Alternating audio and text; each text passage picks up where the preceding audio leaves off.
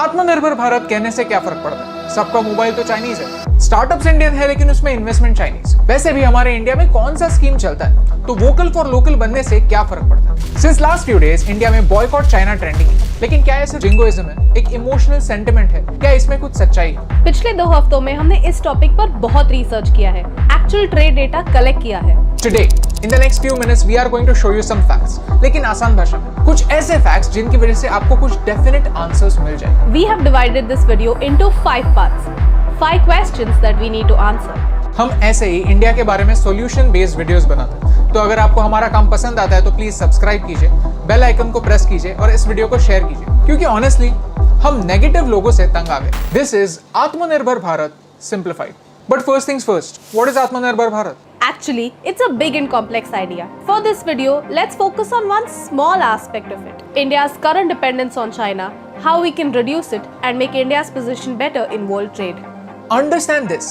China के साथ exactly problem क्या है? प्रॉब्लम है ये नंबर 50 बिलियन। ये है हमारा trade deficit. Total imports minus total exports. Our total imports from China are 5 times more than our exports. Okay, so ये difference क्यों है? One big reason is dumping. Let me simplify that for you. China एक बड़े market के needs को identify करता है, फिर कोई एक प्रोडक्ट ओवर सप्लाई करता है और सप्लाई ज्यादा होने की वजह से प्राइसेस इतने कम हो जाते हैं कि लोकल मैन्युफैक्चरर्स compete ही नहीं कर पाते। And when China has no competitors, it starts selling at an even higher price than before, recovering all the previous losses. और ये हम नहीं कह रहे, ऑलरेडी इंडिया में चाइना के अगेंस्ट इन्वेस्टिगेशन चालू। And not just India. In the US, China wants to capture the entire steel market. Even the US is worried about dumping by China. And on the other hand, China दूसरे countries को अपने market में enter करने नहीं देता। इसके कुछ reasons ये हैं, इनके बारे में डिटेल में कभी बाद में बात करें। गवर्नमेंट खुद चाइनीज प्रोडक्ट्स को बैन क्यों नहीं करती? It's simple, WTO world trade organisations के कुछ रूल्स हैं जिनकी वजह से आप किसी भी कंट्री से इंपोर्ट्स को आउटराइट बैन नहीं कर सकते। There is one method called import substitution method. In this method, we identify one type of import from China and try to find another country that will supply us the same product. Obviously, this can't happen overnight. Okay, so outright ban करना impossible है, लेकिन हमारे market को self sufficient बनाना possible है ताकि Chinese products की जरूरत ही कम हो। And that is what India is trying to do. आपके घर का एग्जांपल लेते हैं, toys. This market is worth 4,500 crore rupees and almost 80% of the toys come from China. India has a huge population and 1/3 of this population is below 15 and China knows that. Problem ये नहीं है कि toys ज्यादा है, problem ये है कि ये टॉयज सेफ नहीं है। 67% of all the toys imported from China were unsafe for children और इसकी कॉस्ट इंडियन टॉय मेकर्स को बेयर करनी पड़ती है। पिछले 5 सालों में 10 में से 4 इंडियन टॉय मेकर्स को अपना बिजनेस बंद करना पड़ा।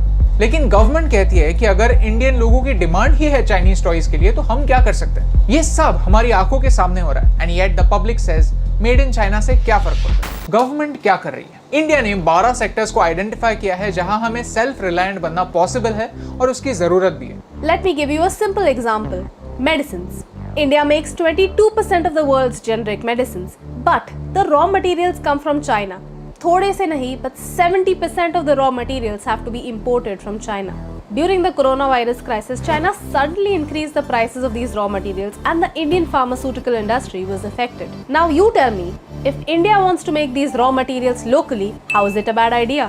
आज तक हम एक सिंपल विटामिन सी की गोली फ्रॉम स्क्रैच बना नहीं सकते and this needs to change. 53 ऐसे बल्क ड्रग्स हैं जिनके सब्स्टिट्यूट्स इंडिया में बन सकते हैं। India wants to set up a bulk drug park.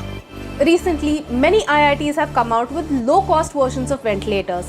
It's time to commercialize these products and put them into production right away. Okay, so electronics की बात करते हैं। हम इलेक्ट्रॉनिक्स में पीछे क्यों हैं? डिमांड इतनी हाई है लेकिन लेबर स्किल्ड नहीं है, इन्वेस्टमेंट और रिसर्च की कमी है। इंडिया में मोबाइल बनते नहीं है, सिर्फ असेंबल होते हैं। उनके मेन कंपोनेंट्स कहीं और से सिर्फ इंपोर्ट होते हैं। तो कोई भी मोबाइल कंप्लीटली इंडियन नहीं है, but India wants to change that. India wants foreign companies to come over here, invest in infrastructure over here, train people over here so that we are ready for the future.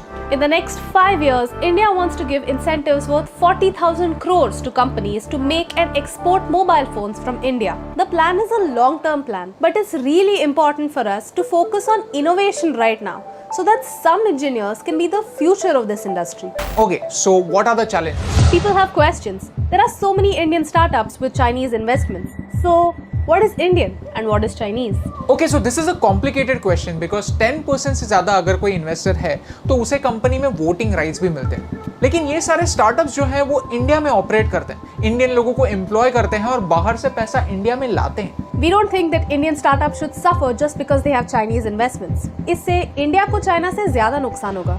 In April 2020, the government changed the FDI rules so that no bordering nation can take advantage of low share prices and become the owner of the company. See, we have to accept it that Atmanirbhar Bharat scheme is not 100% problem free. सबसे बड़ा problem यह है कि हम planning stage पर बहुत अच्छी planning करते हैं और इम्प्लीमेंटेशन पर मोमेंटम खो देते हैं, फिर ये सारे प्लान सिर्फ पेपर पे अच्छे लगते हैं। Let's talk about ease of doing business.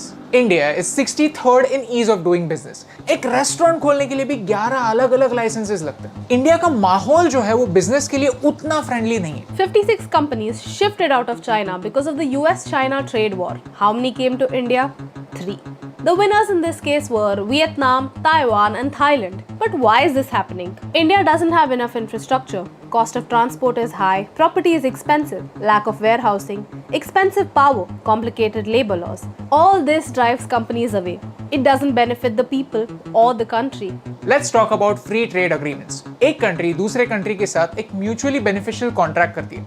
वो कहती है कि आप हमारे XYZ प्रोडक्ट्स लीजिए और उस पर ड्यूटी मत लगाइए, और हम आपके XYZ प्रोडक्ट्स लेते हैं और उनको ड्यूटी फ्री रखते हैं। Vietnam has taken advantage of free trade agreements so that it can export clothes to Europe without paying any customs duty. India pays 9.6%. India has to make sure that we don't lose out to other countries who are waiting to take advantage of the anti-China sentiment. We don't need inflated numbers, we need a practical roadmap. We Indians are tired of being idle. Now we want to participate. As a citizen, we want you to criticize the policies. But before you criticize, analyze. अगर आपके पास कोई solutions है तो please हमें comments में बताइए।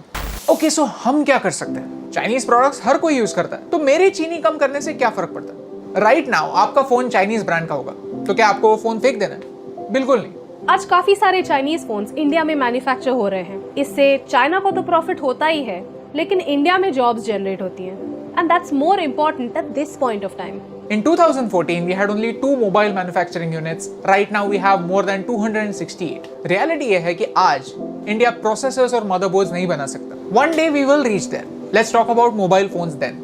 Usually, ये बात सुनने पर हम इंडियंस डिस्करेज हो जाते हैं, क्योंकि हम सोचते हैं कि सिर्फ 2 सिनेरियो होते हैं, वर्स्ट केस सिनेरियो और बेस्ट केस सिनेरियो। लेकिन एक्चुअली इन दोनों सिनेरियोस के बीच में एक यूज केस सिनेरियो भी होता है जो एक्चुअल रियलिटी बनता है। हम ट्राई करेंगे 100% मार्क्स लाने के लिए, लेकिन अगर 85% मार्क्स आते हैं तो उसे फेलियर नहीं मानेंगे। हम क्या कर सकते हैं?